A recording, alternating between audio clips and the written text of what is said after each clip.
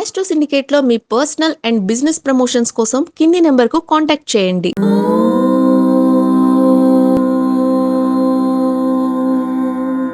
ఓం శ్రీ గురుభ్యో నమః. హరి ఓం. దేవరాజ సేవ్యమాన పావనాంఘ్రి పంకజం వ్యాళ యజ్ఞ సూత్రమిందు శేఖరం కృపాకరం నారదాది యోగి బృంద వందితం దిగంబరం కాశికాపురాధినాథ కాల భైరవం భజే. భూత సంగనాయకం విశాల కీర్తిదాయకం కాశీవాసి లోక పుణ్య పాపశోధకం విభుం నీతి మార్గ కోవిదం పురాతనం జగత్పతిం కాశికాపురాధినాథ కాల భైరవం భజే. అందరికీ నమస్కారం. ఒక మంచి శ్లోకాన్ని విన్నారు మీరందరూ కూడా. ఇదే మనం రోజు పఠించాల్సింది. ఈ రోజు మనం పఠించవలసిన శ్లోకం కాలభైరవ అష్టకం. ఎందుకంటే మనకి 23/11/2024 శనివారం రోజున మఖా నక్షత్రంలో, అంటే ఆ రోజు మఖా నక్షత్రం ఉంది కాబట్టి ఈ రోజున కాలభైరవి అంటే కాలభైరవ అష్టమి.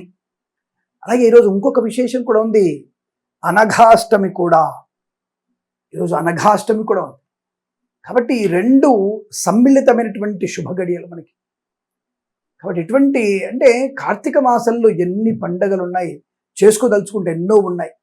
మీకు అటిజంతో ఉన్నటువంటి పిల్లల గురించి కానీ, అంటే పిల్లలు అటిజంతో ఉన్నారు స్వామి, మాకు ఏం చేయాలి అర్థం కావట్లేదు అనుకున్నా, చిన్నపిల్లల్లో గుండె సంబంధమైనటువంటి ఇబ్బందులు ఉన్న వాళ్ళు, 35 ఏళ్ళు వచ్చాయి 40 ఏళ్ళు వచ్చాయి స్వామి, వివాహం కావడం లేదు, లేదా కొంతమందికి సంతానం అవ్వడం లేదు అనుకున్న వాళ్ళు కానీ ఈ అనఘాదేవిని పూజించిన వారికి ఈ అటిజం లాంటి వ్యాధుల నుంచి బయటపడడానికి ఈ కాలభైరవాష్టమి పూజ చేయాలి. ఈరోజు మనం కాలభైరవుని పూజ చేయాలి. అంటే ఒక రకంగా మనము భైరవుల్ని పూజ చేయాలి. ఇంట్లో దేవతార్చన అభిషేకం చేసుకొని మనకి శునకానికి కుక్కలకి పూజ చేయాలి. ఈరోజు చాలా విశేషం. కాలభైరవుడు అత్యంతమైనటువంటి శుభకారకుడు. పరమేశ్వరుడి యొక్క అంశలో జన్మించినటువంటి కాలభైరవుడిని మనం పూజిస్తే శత్రువుని ఇలా తుదముట్టించేస్తాడు. శత్రువుల్ని నాశనం చేసి మిత్రులుగా మార్చడం, శత్రువుల్ని పాదాక్రాంతులను చేయగలిగేటువంటి శక్తి ఉన్నవాడు కాలభైరవుడు. అసలు కాశీ క్షేత్రంలో ముందుగా మనము కాలభైరవ స్వామి దర్శనం చేసుకోవాలి. చాలా విశేషంగా ఉంటుంది అక్కడ. ఆ దేవాలయం చిన్న గది ఆ కాశీలో ఆ సందులో ఉంటుంది.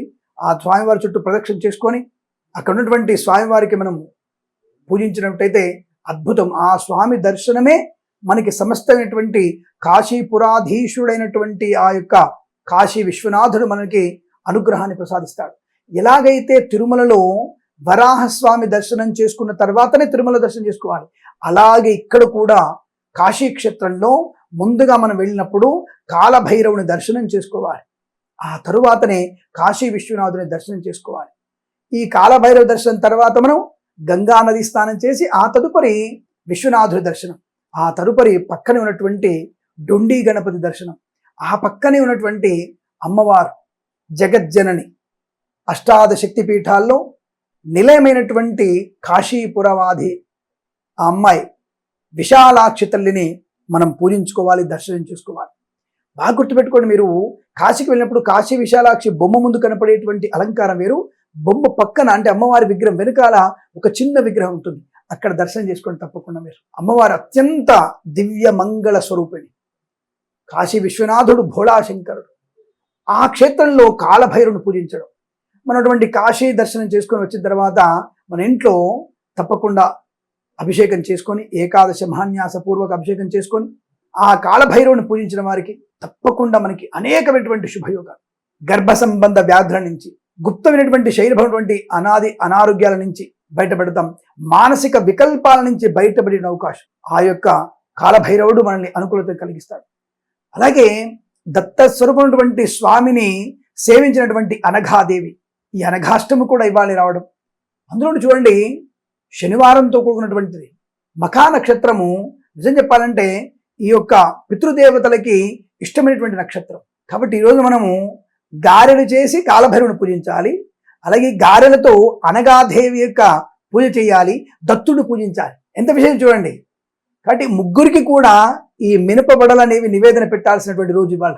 మఖా నక్షత్రం అనేది పితృదేవతల నక్షత్రం, చాలా మంచి నక్షత్రం. కాబట్టి మనం తప్పకుండా ఈ రోజులో ఈ కాలభైరవుడి పూజ చేసి అనఘాదేవిని కనుక పూజించిన వారికి వివాహ సంబంధ అనుకూలత తప్పకుండా కలుగుతుంది.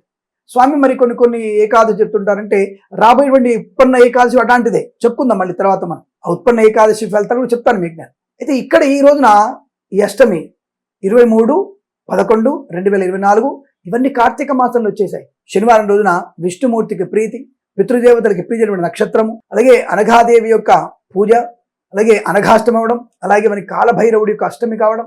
అష్టమి అంటే జయతిథి, అందుకే కాలభైరవుడు అష్టమిలో జన్మించి మనకి విజయాన్ని కలిగిస్తాడు. అందుకే ఈ యొక్క అష్టమి తిథికి జయతిథి అని పేరు. చాలా మంది అష్టమి కష్టాలను కలిగిస్తుంది, తప్పండి. అష్టమి మనకి విజయ తిథి, అది నవమి నింద్యం. నవమి దేనికి పనికిరాదు, జాగ్రత్తగా ఉండాలి. అలాంటప్పుడు రాముల వారు పెళ్లి చేసుకున్నాడు కదండి, అంటే ఆయన కష్టాలు పడడానికి పెళ్లి చేసుకోలే.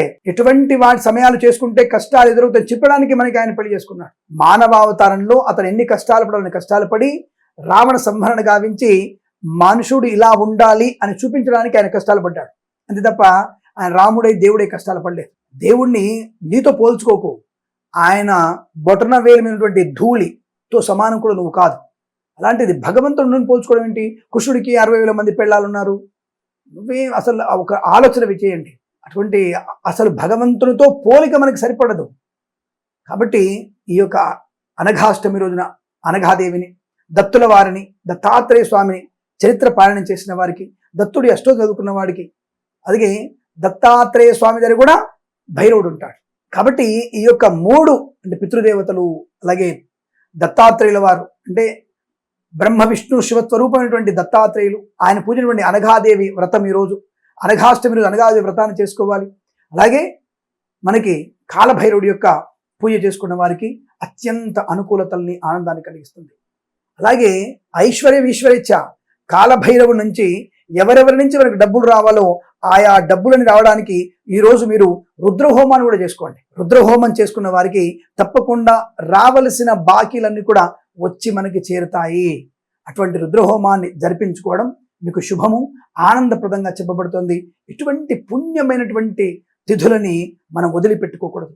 దానమో లేదా దేవాలయానికి వెళ్ళి దర్శనం చేసుకోవడము, అభిషేకం చేయడము, హోమంలో పాలు పంచుకోవడము, అనఘాదేవిని తలుచుకోవడము, దత్తుణ్ణి తలుచుకోవడము లాంటివి చేస్తే పుణ్యప్రదము. ధ్యానం చేయండి, ఆనందమే జీవనాన్ని పొందండి. ఇటువంటి విశేషమైన కార్యక్రమాల్ని మీకు చెప్పే ప్రయత్నం చేస్తూనే ఉంటాను. అనేక గ్రంథాలను తిరిగివేస్తూ ఎటువంటి మంచి విషయాన్ని చెప్పేటువంటి ప్రక్రియలో భాగంగా మన ఆస్ట్రో సిండికేట్ ఛానల్ ముందు వరుసలో ఉంటుంది. తప్పకుండా మన ఛానల్ని సబ్స్క్రైబ్ చేయండి, లైక్ చేయండి, షేర్ చేయండి, 10 మంది చేత సబ్స్క్రైబ్ చేయించండి. తప్పకుండా మీ సహాయత కావాలి. వీడియోని పూర్తిగా వినండి, తద్వారా మీకు అనుకూల ఫలితాలు కలుగుతాయి. సర్వేజన సుఖినో భవంతు. ప్రేమతో మీ కిరణ్ శర్మ. సమస్త సన్మంగళాని భవంతు. నిత్య శ్రీరస్తు, నిత్య సన్మంగళాని భవంతు.